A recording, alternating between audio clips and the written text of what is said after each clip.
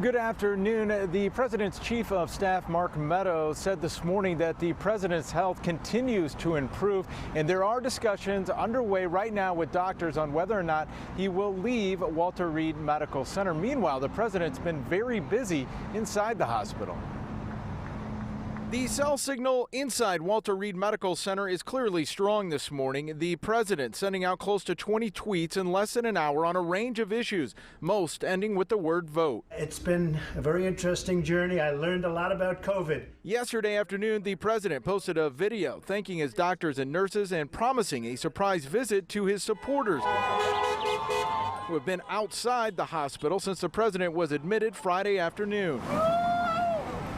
Not long after the president's motorcade slowly drove by, doctors at Walter Reed and other medical experts say the president may have put his staff, Secret Service, and possibly others at risk for being infected with a virus that is both very contagious and very deadly, all for a photo op. His supporters loved it. He had both thumbs up, big smile.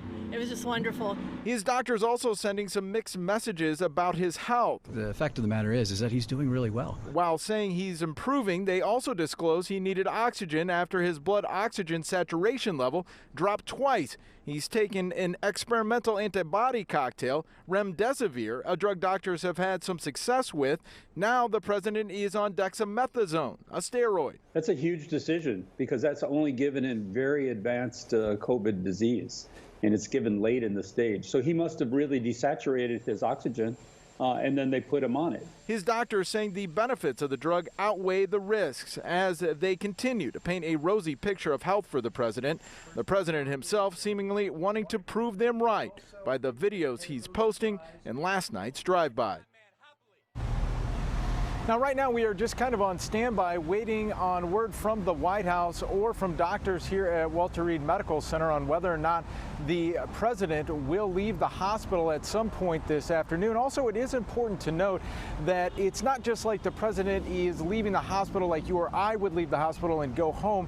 Inside the White House, there is basically a hospital and doctors on site.